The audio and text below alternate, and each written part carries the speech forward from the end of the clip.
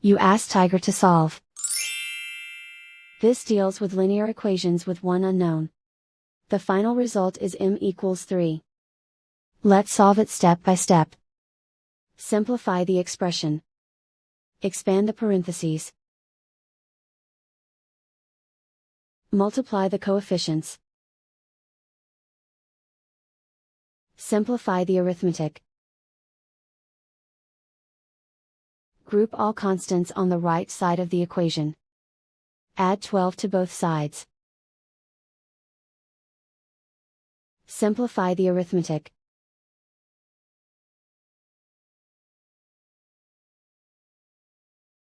Isolate the m.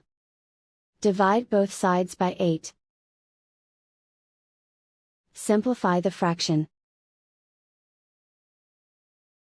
Find the greatest common factor of the numerator and denominator.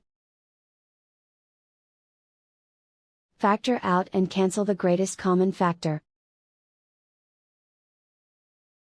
And so the final result is m=3.